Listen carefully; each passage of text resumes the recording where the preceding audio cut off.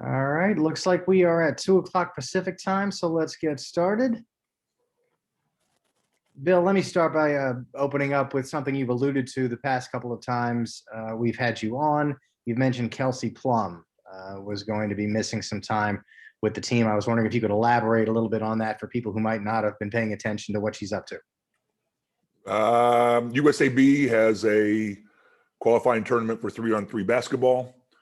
Plum is on that team, and so she will be gone for roughly 6 games. And so that kind of explains it. For doing her patriotic duty, will you be allowed to add anybody to the roster?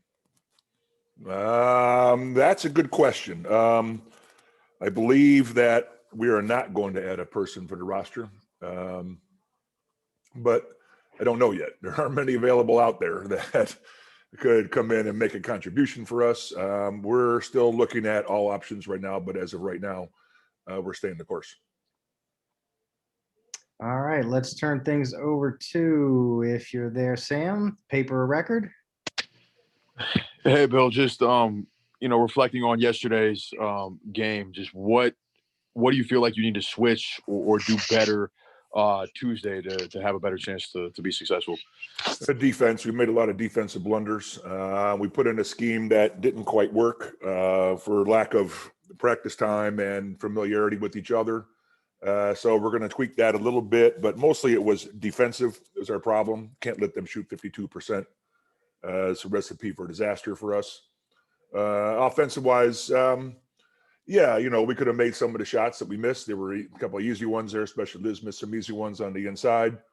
But I think defense is probably our biggest opportunity. How much of an adjustment do you feel like it's been for Chelsea? I know that she's had limited practice time, but being like you said, she's primarily a pick and roll player now getting adjusted to playing with 2 dominant bigs. How long do you think it's going to take for her in particular to kind of find her footing with the Aces? How long, I'm unclear. We talk about it every day. We talk about opportunities for her, opportunities to create for others.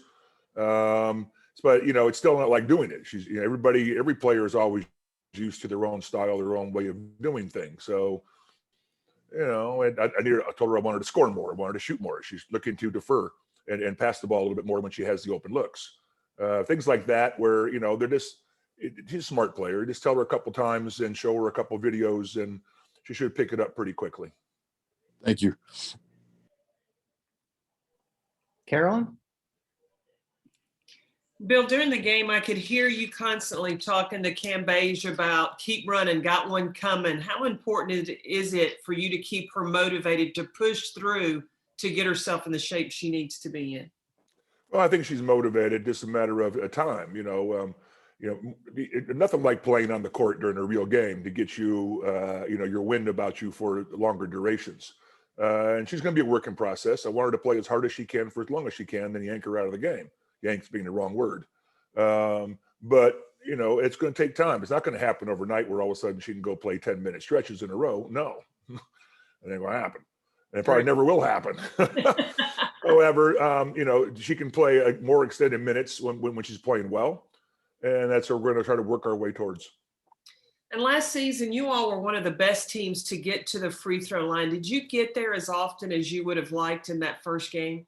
No, I don't. I think part of it was we weren't as aggressive as we need to be in attacking the basket and we settled for a little bit jump shots. Part of it was we didn't get a couple calls that we might normally get being on the road. But, I don't think it's a trend. We'll find out if it's a trend, then we have a problem because the game's being refereed a little differently. But I think overall, we're going to keep getting to the free throw line. That's who we are. And I expect that was just a one out. And you were talking about the defense is one of the areas, do you feel like there is a little bit of hesitancy of pressuring the ball because of building that chemistry of trust rotation to take away some of the looks that Seattle? It wasn't a ball issue, a ball pressure issue. It was a rotational issue. Okay. They got a lot of shooters. They do a lot of pick and rolls. So we did some switching. We did some 3-way switching, and that's where we got lost a little bit because of the familiarity with each other. And it's foreign for bigs to have to rotate like that. So it's, we may have jumped the gun a little bit too quickly and put it in that scheme, but you still got to have it in your arsenal. And if I, one more, because you're realistic and keep talking about it's going to take time. Mhm. You understand it through your experience. Do your players understand that as well? And to have that patience that it's going to take time? Don't know yet. I know that Kelsey going away is going to put a lot more pressure on us just to find any way to get a win. I think that they understand it. They hear the words, they nod their head yes, but they still have to go through it. And we talk about, we're going to have some moments when you can't get down. You have to pull for each other and get people through. And that's just the nature of the beast right now going forward. And as long as we stay together, we have a very fine basketball team. It's going to take time to gel. And once we do, then we're very dangerous. Great. Thank you. Bill, we've got Emma Cannon coming up a little later today. Obviously, I haven't been at all the practices, but when I am, it seems like you've got Emma guarding Liz quite a bit. Is that accurate? And then what's the sort of reasoning behind having Emma bang with Liz? What do you like about what Emma does defensively in terms of working Liz?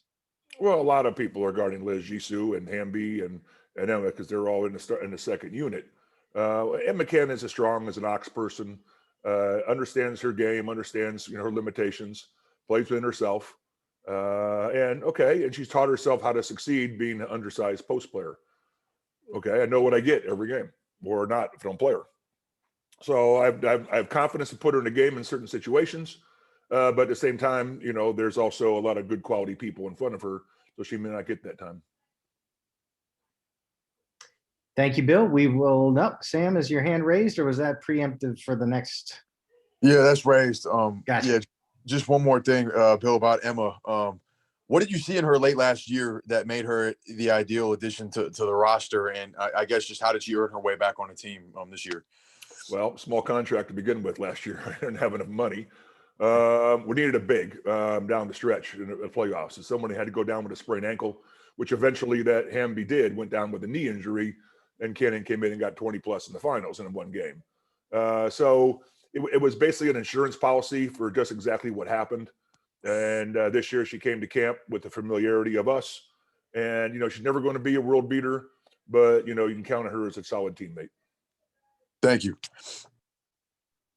All right, Bill, we will let you go. Jackie Young will join us momentarily, followed by Bye. Emma Cannon.